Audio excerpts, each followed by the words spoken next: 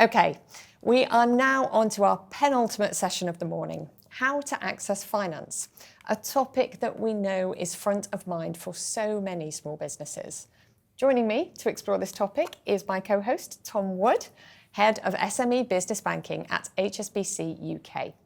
Tom leads a team that supports over 700,000 small businesses, from startups to emerging corporates. And his extensive work with small businesses has given him deep insight into the financial questions they navigate and the various funding routes that they have available to them. And so with this in mind, over the next 15 minutes, Tom and I are going to explore how small businesses can access finance, really focusing on when, where and how to secure the right funding for your business. So without further ado, Tom, let us dive in.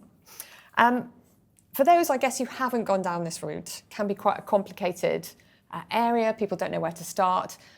So could you start by just giving us maybe an overview of some of the main financing options that a business can take and perhaps the routes that you most commonly see businesses take? Of course, Catherine. You're absolutely right. One of the most daunting things is the understanding of how to get finance and what finance is, really. The simple basics of what debt can look like, what equity can look like. So the most common routes for a SME will be coming to talk to us about working capital funding, and that's familiar in an overdraft or a small business loan that might support an asset purchase or some sort of capital expenditure. There's also commercial cards that can be used to support working capital. So these are sort of core debt solutions that support that cash need. And to access those, it's all about understanding the cash needs as you grow. And that's not straightforward either. But debt is not the only way to finance a business. Of course, there is private money, capital in the business from friends and family, from your own pocket, or at the right time, potentially external investment in the form of equity as well. And getting the timing right on that is also something that small businesses need to understand. Thank you. So useful already. And sort of leads me on to my next question, which may be hard to answer in light of that, but really around the timing. So how do businesses know when to start thinking about these things in their journeys? Do you see that there is a typical time when they will approach you about different options, or is there a right time? Tell us a bit more about that. I guess the simple answer is most small businesses approach this too late. Right. So I think the sooner the better. When you're growing a business, planning is really critical. When you start up a business, everyone will know this, you have to plan for what's coming. Yeah. Not just what's coming tomorrow, but what's coming in the midterm as well. So I would urge small businesses to always plan for the financing of anything they're going to do all the time, but from day one. What businesses should understand is every decision they take will require a finance or cash flow consideration. So if you're trying to grow into a new market, or grow into a new product, or expand your workforce, or scale your business in any way, there will be an implication on the cash that's required to do that, usually ahead of the benefit cash that comes in from a revenue perspective. Yeah. So understanding that bridge and then securing the finance to allow that growth is really critical. And as I said at the beginning, the earlier that conversation is had, the earlier you consider that, the better. Right, yes, thank you. And actually, having been involved in lots of small businesses, the term we hear so often around cash being king is clearly something that you're touching on there. So I think one of the other things that we sadly often see is businesses feeling like maybe they got it wrong. I've heard founders lament, I took this funding route, I actually didn't really realise what that meant for me, I maybe shouldn't have done that. So could you tell us a little bit about what missteps, perhaps other than coming too late, what missteps do you see small businesses taking? Where do they get it wrong? Are there common pitfalls and common things they do get wrong? Yeah, let me try and summarise a couple of those. I think, firstly, understanding the financials of your business is the first critical thing. And many SMEs, small businesses, startups, growing businesses, don't have enough visibility or detail on the financials of their business. And it's not really the backwards looking, it's what's coming. Why is the funding needed? So really understanding that before you approach anyone for funding is critical, because the funder, the lender, will analyse that and expect the founder or the SME owner to know their numbers. Right. Another common challenge is that usually the debt ask is underestimated. It's very much in the now. What's the immediate requirement? And actually, for funders, it's good to know what the need is today, but also what the need is in the short term after that need. Because actually, one of the pitfalls is continuously coming back to a funder asking for more feels like you're not in control of the plan. So again, don't underestimate the funding requirement of that growth stage for the business, of that opportunity you're trying to grab. I think that's really critical. And that takes confidence, and that confidence requires often some robust conversations with an expert, a bank, an advisor, looking at things like our small business growth program, which gives tips on this. I think just gaining confidence before you approach the lender is really critical. There's also a common mistake around not understanding the balance around debt and equity. And I've seen often businesses give away equity too quickly because they need that funding and they see an option. Obviously, if you give away equity early in your business, as your business grows to a much bigger business, you've given away a lot more of that upside. So getting that balance right around debt and equity, giving the right amount of equity away alongside securing debt is also something people should take advice and support on. Yeah. But those things would be the main pitfalls that we see. Yeah, and there's so much to think about there, right? Because I guess many small businesses, they're not finance experts. They might be a one man, one woman band consultant. They might be a baker. They might be a plumber, but they probably haven't got qualifications in finance. So you've started to touch on actually a few routes. But can you just where should they go and get that advice? Like where are good starting points? Obviously, other than the small business growth program, which is a brilliant place to start. Where would you point them? Well, one of the reasons we have built the Small Business Growth Programme is to provide this sort of advice. It can be quite lonely, quite intimidating to start a business and try and grow a business. And as you said, most people doing that are not finance experts. Yeah. I believe the banks have a role to support on the funding, but also the expertise that we have in commercial lending and working with customers to truly help them with the journey they're on. And this requires real openness from SMEs, showing that journey, showing the needs, not feeling worried about exposing the fact that cash might be running low. Many businesses, as they grow, will see cash get to a very, very low place, and that's okay. It's all about planning for that, and that's where funding and working capital comes in. And if you speak to any business that's really been successful and grown from startup, you will see that trough.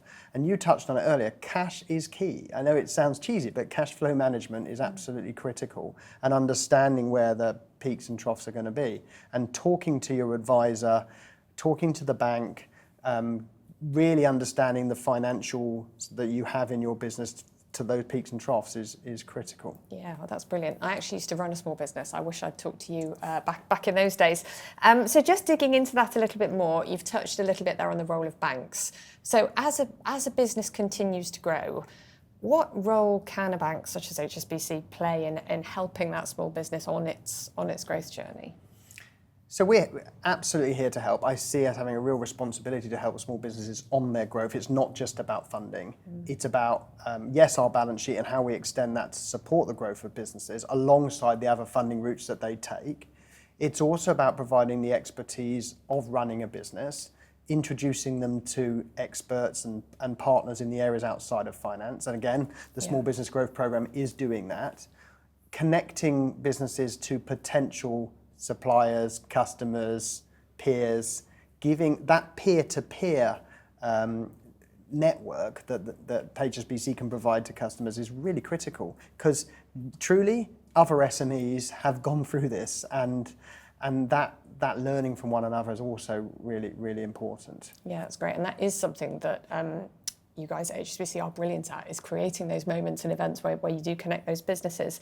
Perhaps we could just wrap with I guess a question around, more broadly, like if there's one piece of advice or one or two pieces of advice, thinking of our audience, they might be thinking right now about funding, where to begin. What piece of advice could you give to the audience that they should be thinking about? I would say plan early and very robustly and widely. So scenario planning on your funding not just in the short term, but mid-term as well, is really critical, and it starts today. So if you're running a business with plenty of cash, but you want to grow it, recognize that that cash will move. And that leads to my second piece of advice, which is truly understanding the cash flow of your business. Many businesses have cash trapped in their working capital cycle within their business. If they understood that cash flow better, they would actually be able to fund themselves better through the money coming in and the money going out. So plan early, understand cash, and take support and advice. It's here. There are many people that want to lean in, support small businesses to grow. We are very focused at HSBC about getting closer to the community and the customers and supporting them at this time. SMEs are the backbone of the UK economy. It's down to us all to help them grow so that they turn into those next big corporates that deliver for our country. Yeah, amazing. Thank you. And if I can just dig into one of those points, back to the cash point actually, you've spoken about scenario planning, which I love. You've spoken about, understanding that cash flow and almost the runway that you've got ahead. And, I remember the sleepless nights around cash flow. What if there's not enough? What if we can't pay people? What if this person pays late and so I then can't pay that salary?